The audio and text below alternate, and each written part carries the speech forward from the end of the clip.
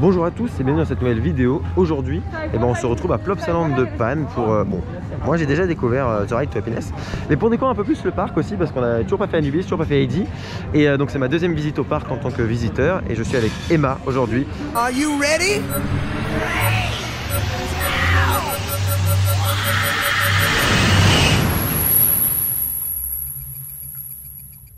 Bon, c'est bon, on est rentré dans le parc. Alors on est passé totalement premier. Il faut qu'on se retire un petit peu quand même. On est passé vraiment parmi les premiers parce que on est arrivé à 9h15. En fait à 9h15 il n'y avait quasiment personne. On a juste vu nos amis de Lito, de la chaîne Lito Coaster Couple. Et puis c'est tout en fait. À côté de ça, il n'y avait pas grand monde. Il y avait devant nous peut-être 15 personnes. Bon, c'est bon, on est dans la zone. Alors les trains partent déjà avec les premiers passagers.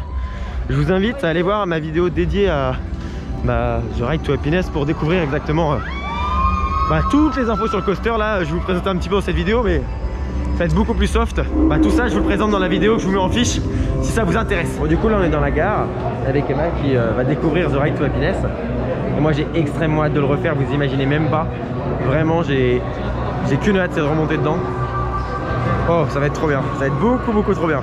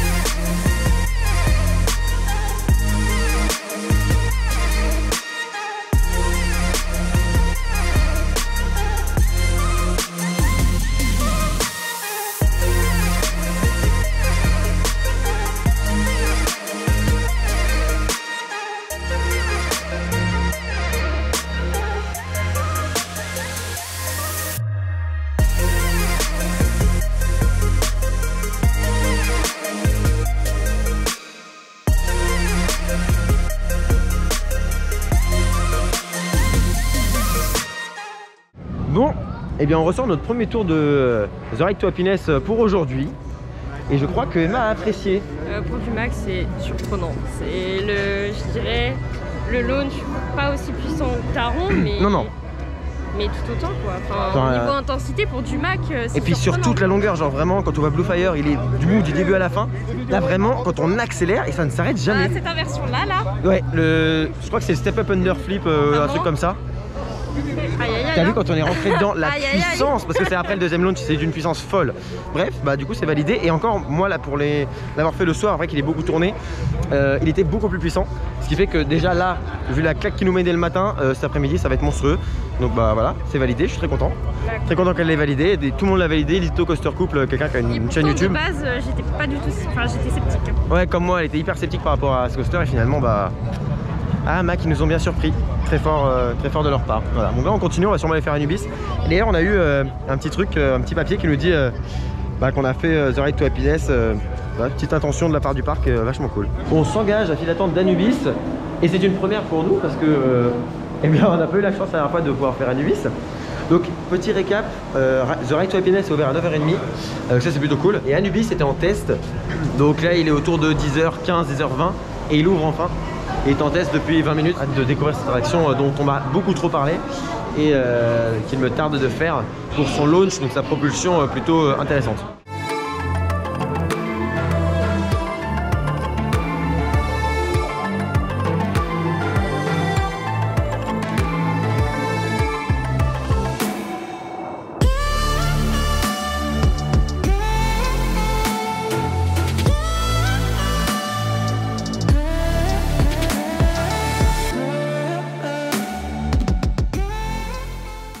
Eh bien on sort d'Anubis. Alors Anubis, comment dire? Bon, on nous avait promis une machine ultra sensationnelle. Alors bien, mais sans plus. Le premier launch est vraiment cool, il est vraiment très puissant. Après on arrive avec un peu de vitesse dedans, donc c'est pas aussi puissant qu'un départ arrêté. Mais non, le launch c'est pour le coup, là on nous avait pas menti. Il est tonique, et un très bon airtime après le launch. Ça pour le coup, il y a un très bon airtime. Après le coaster est sympa, il vibre pas tant que... Enfin, je trouve pas qu'il vibre beaucoup, mais c'est très léger. C'est du Gerstlauer, hein, c'est constructeur.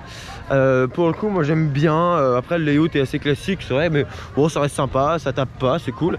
L'assise est pas géniale mais ça va. Toi t'as pas aimé, mais t'aimes pas tout ce qui est harnais, t'aimes pas toi. Moi ça me dérange pas, faut juste bien se tenir quand même parce que c'est un launch, donc il y a quand même un bon, voilà, des bons à-coups au début. Mais bah par contre ouais il transcende pas quoi, c'est pas... Un peu déçu. Ouais, moi aussi. Peut-être on l'a trop vendu. On l'a trop vendu celui-là. Bien mais pas transcendant, on va dire ça.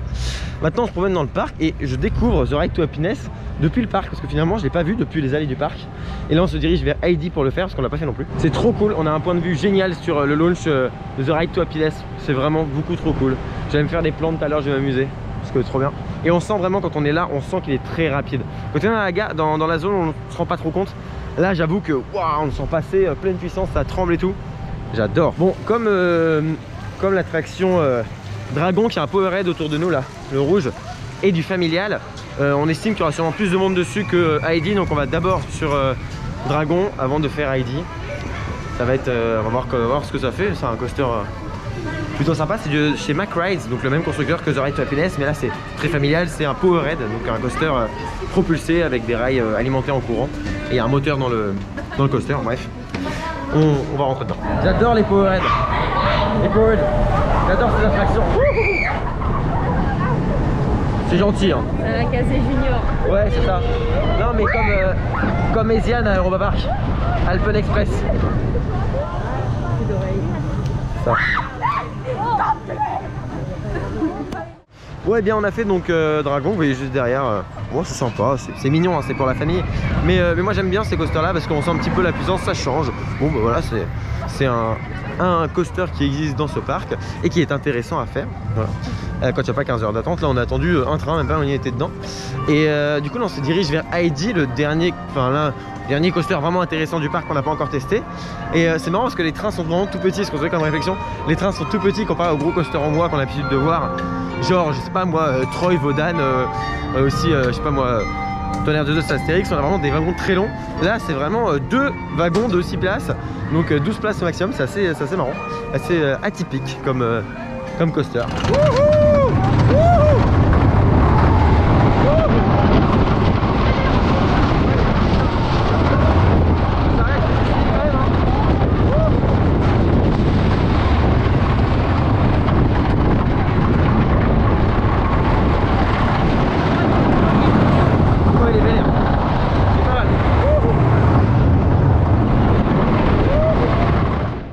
Il est vraiment sympa, petit, pas trop intense, enfin pas trop haut comparé à Troy ou quoi. Je crois que c'est le même constructeur, c'est GCI.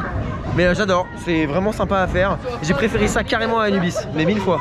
Parce que c'est fun, le parcours est sympa, ça bouge pas mal. Ah, j'aime bien, c'est petit voilà, de gauche, droite, montée, etc. Petit changement de direction, c'est vraiment cool. Bon, je crois qu'elle aime bien la zone.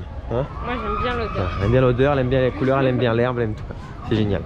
Et ben on se dirige sur le Disco Coaster. Bon, Disco Coaster, forcément ça n'a pas un super rendement, hein, on est d'accord là-dessus. Mais c'est intéressant, la dernière fois qu'on avait voulu le faire, il y avait un monde de dingue parce que le reste du parc était quasiment fermé. Là au moins, visiblement ça a l'air d'être assez raisonnable. On se renseigne pour la nourriture. Non, pas encore, pas tout de suite. Plus tard. Oui j'ai vu, oui. Elle est contente. a trouvé ce qu'on avait mangé ce midi, elle est contente. Je trouve qu'ils l'ont hyper bien intégré dans la zone pour enfants. J'aime bien cette zone aussi. Bref, là on se dirige sur le Disco Coaster.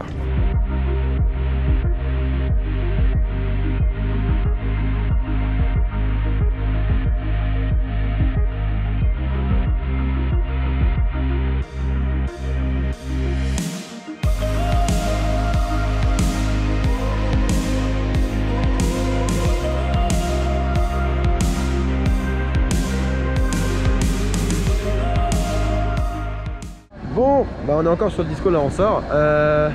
Il est long, mais il est pas fun plus que ça. Je pense qu'on a préféré Grizzly à Nigloland pour le coup. Et putain, ça reste un constructeur qui a fait une belle bouse quand même, et ça fait mal au dos en fait. Ces trucs là, les grosses barres noires, en fait elles remontent, elles tapent le dos et c'est pas mou, c'est super dur. Là, ça serre, c'est. Ouais, Emma elle a vraiment eu super mal. Bref, c'est toujours très inconfortable, mais là ça l'était quasiment encore plus. Plus vu que c'est long, du coup c'est pas forcément le meilleur truc. Bon, du coup là on s'est posé, on a pas mal enchaîné, on a fait vraiment beaucoup de trucs. Tous les gros coasters, plus Draco, plus Disco. Et alors, chose différente de la dernière visite, bon bah déjà les coasters sont ouverts, c'est une bonne différence. Non mais il y a l'application aussi, il y a une application qui fonctionne, qui est cool. J'ai rencontré pas mal d'abonnés en plus, c'est cool. Ça fait plaisir de prendre des photos, de parler avec vous, toujours un plaisir. Donc voilà, ceci étant dit, on va continuer notre journée. Il est même pas encore midi et finalement... mais on a déjà fait pas mal de choses. Emma avait raison tout à l'heure, la musique qui est diffusée dans la zone là où il y a le disco là, c'est la musique d'Astérix, parce qu'elle avait une musique, mais ça arrive, je sais que par exemple à Holiday Park aussi ils ont la musique d'Astérix, la même musique dans certaines zones, mais là ça fait plusieurs d'affilée et j'ai l'impression qu'ils ont la même playlist que le parc Astérix en fait directement. C'est assez marrant. On va continuer, on va voir des animaux dans une ferme d'animaux. Voilà, parce que Emma veut voir les animaux. puis voilà. Emma veut voir les biquettes. Emma veut voir les biquettes. Bon, vous voyez, ça reste une ferme plutôt classique, hein. Pas un truc transcendant, mais bon, bah c'est là pour les enfants, c'est cool. C'est un zone enfant. Alors moi, je déteste la zone enfant, peut-être parce que je déteste les enfants, mais aussi parce que non, la zone enfant, c'est pas. Enfin, s'il y a une partie quand même très belle, bah celle où il y a le disco et tout, c'est pas mal, c'est la fin.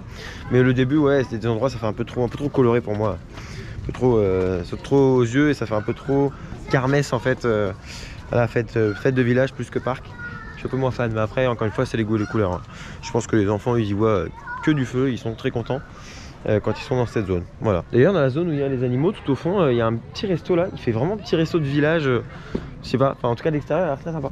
Donc, bon, on n'ira pas manger la midi parce que Emma va des ribs, mais bon, ça a l'air sympa. À noter qu'il y a un petit resto là. Rien à foutre. T'es content, Emma, d'avoir vu les biquettes? Oui. Cool. Mais elles ont l'air un peu stone.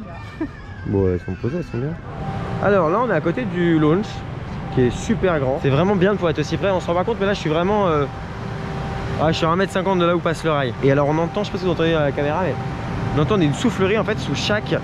Vous voyez, là il y a des gros blocs blancs, bah, c'est des blocs LSM qui vont donc propulser le train. Et en fait en dessous il y a un gros système de refroidissement qui refroidit ces systèmes là. Je sais pas pourquoi. Ça doit chauffer, j'imagine. Et bon, en même temps ça se comprend. Mais du coup il y a des systèmes, on entend tout le launch qui souffle, qui ronronne en fait. Du coup c'est assez marrant, ça. Voilà, c'est une technologie sans frottement qui propulse à l'aide du magnétisme, donc c'est invisible techniquement, mais on a quand même un bruit finalement qui vient au niveau du launch. C'est assez intriguant et je trouve ça pas mal. Donc voilà, on mange, donc voilà, c'est la zone pour enfants, vous voyez, tout est un peu coloré et tout. Et c'est la zone pour enfants, le fond, donc tout ce qui est avec le disco. Plutôt sympa, j'aime bien. Là, cette partie-là est plutôt jolie. Alors, de près, non. Quand on regarde les toits et tout en fausse herbe, c'est vraiment pas beau. Mais de loin, elle rentre très bien. Alors, Ride to Happiness, j'ai croisé plein de gens. Quand ils ont su que je mettais Taron derrière, ils m'ont dit non, mais c'est pas possible. Et en fait, ils sont d'accord avec moi. Beaucoup sont d'accord avec moi, sauf Emma, qui a eu la chance de faire Taron il y a pas longtemps et qui était surpuissant, hein, pour le coup. Taron, on l'a fait il y a pas longtemps, il était monstrueux. Donc forcément, la comparaison est un peu compliquée. Mais moi, pour avoir fait Taron beaucoup de fois, et ouais, je mettrais derrière, mais parce que Taron, en fait, sans cette Emma, niveau sensation, il est quand même moindre qu'un coaster comme The Ride to Happiness. Mon top, il se base que sur la sensation pure, que sur les airtime purs, que sur vraiment le. Voilà, donc Conda est premier, Untime est deuxième, très proche l'un de l'autre. Ensuite, il y a EGF, ensuite, il y a The Ride to Happiness. Après, dans le fun, dans le côté envie de le refaire, dans l'innovation, dans tout, The Ride to Happiness est au-dessus, et largement au-dessus de tout le monde. Il est dans le côté fun, dans le côté tout, il est très très haut, très haut. Mais après, c'est chacun voit son top comme il veut, on n'est pas tous basés de la même manière. Moi, si je vais faire le top des trucs fun, des attractions qui me plaisent et tout, Là, je mettrais The Ride to Happiness en premier. Il y aurait un Taron qui serait quand même très bien placé parce que la Théma me plaît énormément. Il y aurait Fly qui serait dedans. Fly n'est pas dans mon top parce qu'il est inclassable. Niveau sensation, il est quand même trop léger, mais sinon, c'est une super montagne russe. Si on enlève tout top, en termes de préférence, ouais, The Ride to Happiness est l'un de mes préférés, si ce n'est mon préféré, quasiment en termes de coaster. Je mange, j'ai trop faim. Bref. Et ben, on se retrouve plus tard dans une autre attraction. Enfin, dans une attraction, là, on va manger le rugby.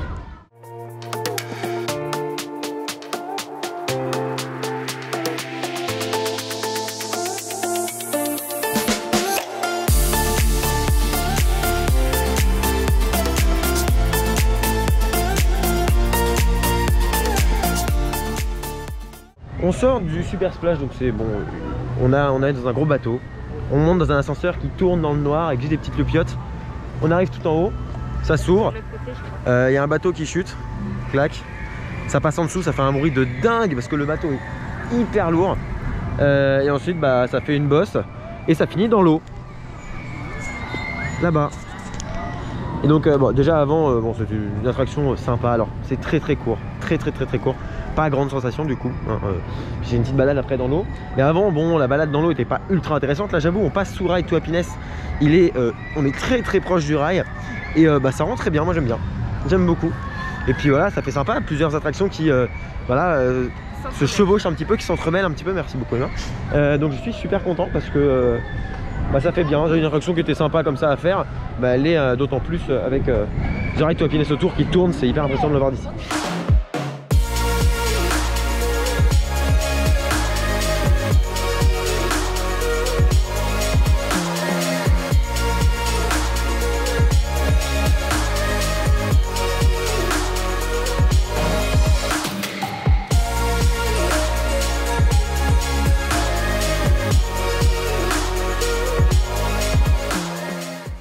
Bon, et bien on sort de Anubis The Ride, donc le second tour qu'on a fait. Alors le premier launch du coup m'a paru un poil plus puissant, l'airtime un poil moins puissant parce qu'on était à l'arrière. Par contre ouais, le coaster est plus intéressant à chaud. Il a vraiment, voilà, on sent bien chaque virage, on sent bien les forces, tout ça. Que ce matin il paraissait hyper mou, hyper fade en fait. Donc c'est cool, voilà, on a un peu plus apprécié Anubis The Ride qui est une bonne attraction dans l'ensemble, vraiment pas de problème. Après bon, on me l'avait quand même un peu survendu, ça c'est pas, voilà. Je crois que c'est pas Anubis The Ride. Anubis, c'est ID The Ride et là c'est juste Anubis. Ah d'accord, bon bah c'est bon, ok, moi c'est Anubis. On est dans la file d'attente bah, toujours de The Ride to Happiness. Ça avance très bien. Vous voyez à ma droite, il y a des petits systèmes derrière des grilles d'engrenages, de systèmes qui tournent et qui, bah, comme si en fait il y avait un moteur bah, qui bougeait tout simplement. Et en fait au-dessus de moi, vous voyez, il y a, donc juste ici là, il y a une grille un peu comme ça, mais au-dessus. Et je me suis dit c'est marrant, mais c'est pas le mécanisme qu'il y a dedans n'est pas aussi design et il bouge quasiment pas, ou très peu. Et en fait c'est le système d'ouverture et de fermeture de toutes les barrières dans toute la gare. Donc il y a deux barres parce que les barrières sont pas dans le même sens côte à côte. Et c'est en fait un système d'ouverture et de fermeture des barrières qui est en fait juste au-dessus du public et qui sert finalement de théma en fait dans la file d'attente, de théma un peu voilà, ils se sont débrouillés pour le mettre là parce que bah, ils n'avaient pas d'autre place.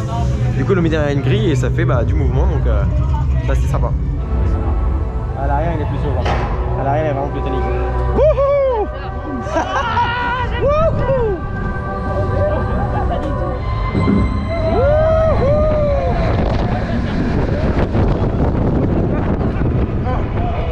Oh la vache.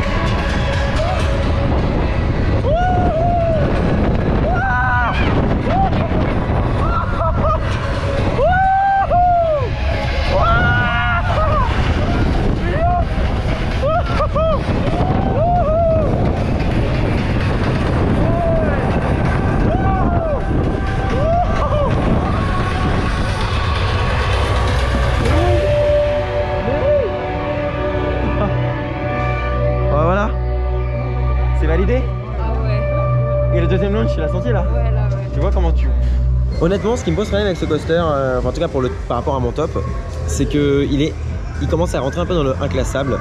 Parce que moi, mon top, je le classe que sur les grosses sensations et que sur les airtime, des choses comme ça. C'est pour ça que Conda est numéro 1, Anytime numéro 2, et ensuite on a EGF, Taron, etc. J'ai mis ce coaster là devant Taron, donc je passe au numéro 4. Mais en fait, comparé à EGF, je préfère faire The Ride to Happiness que EGF. C'est bien, hein, mais je préfère. Néanmoins, EGF reste un monstre en Europe. Et en fait, il en va de même pour Conda. Je préfère faire The Ride to Happiness que Conda. Et déjà, je suis pas seul à avoir cet avis là, c'est que il met tout le monde d'accord. Chaque personne qui sort de ce truc là dit ok, ce coaster est génial, qu'il soit froid, qu'il soit chaud, quelle que soit la place qu'on ait faite. Sur Conda, si on est au milieu le matin, c'est nul. Voilà. Donc c'est vrai que déjà il y a un moment où ça met tout le monde d'accord à ce niveau là. Et le coaster est vraiment excellent. On se rend pas compte, mais il est vraiment très bon. Et niveau sensation, on est peut-être un peu moins que Conda, parce que Conda a des airtime, les 2 premiers camelbacks c'est monstrueux. Mais au niveau de l'aspect général de l'attraction, au niveau du côté fun, du côté ça. Voilà, en fait, Conda est un peu trop classique. Même si là, son non-inertie Cobra Roll, c'est entre guillemets un bon élève. Il est nickel, il a des airtime, les machins, ça change, un peu varié dans les airtime, un peu varié dans les figures, etc. Celui-là, il a vraiment le côté complètement fou. La première inversion au départ, le launch, on tourne pendant le launch. On arrive tout en haut, il y a un airtime quand on est à l'avant. Dès qu'on chute, ensuite on est tiré, mais quand on est à l'arrière, c'est monstrueux. Ensuite, c'est banana roll, c'est inversion, et vraiment tout ça, c'est une diversité énorme. En fait, le truc, c'est que il y a une inversion de step up underflip, enfin, le truc au-dessus de la zone. Après le deuxième launch, c'est mon inversion préférée et ma figure préférée, tout coaster confondu, parce que vraiment, elle est complètement folle. Donc voilà. En fait, il n'y a pas un coaster dans l'absolu qui est meilleur qu'un autre. Donc The Ride to Happiness serait pas meilleur que Conda. On peut préférer l'un ou l'autre selon nos envies, selon notre humeur, selon ce qu'on aime ou non, mais en fait c'est ça qui prévaut.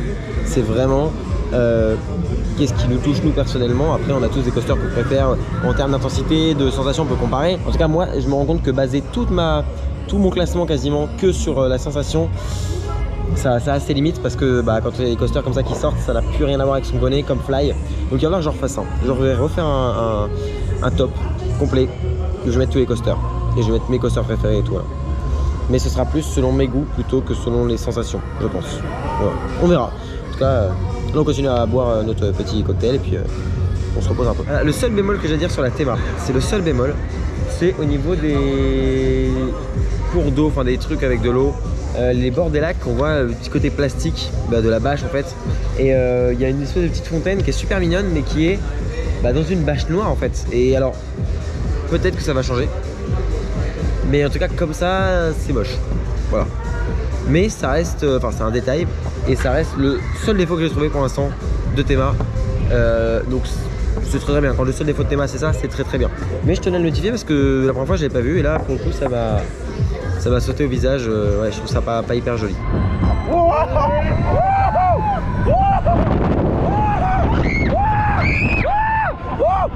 Oh le bâtard!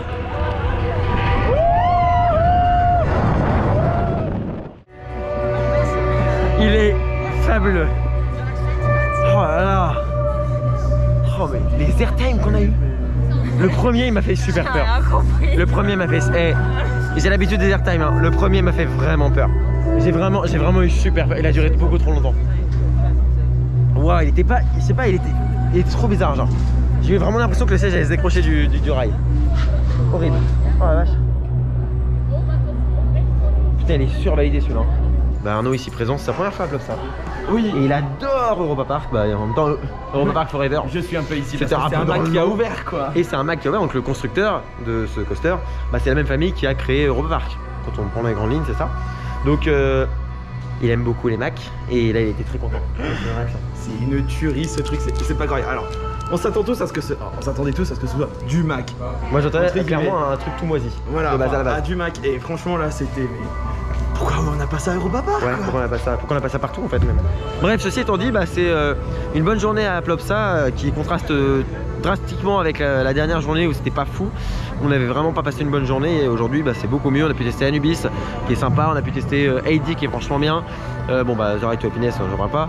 Et tout le parc en lui-même est cool, on s'est promené, on a pris des photos, on a bien vécu, il fait beau, bref, c'était nickel. Et voilà, donc je suis content. pour une journée en visiteur normal, d'avoir passé une bonne journée. Voilà. Ceci étant dit, je vous remercie d'avoir regardé la vidéo jusqu'au bout. Je vous dis à bientôt pour donc soit un Endeavour, soit une vidéo dans un parc. D'ici là, soyez enthousiastes. Salut!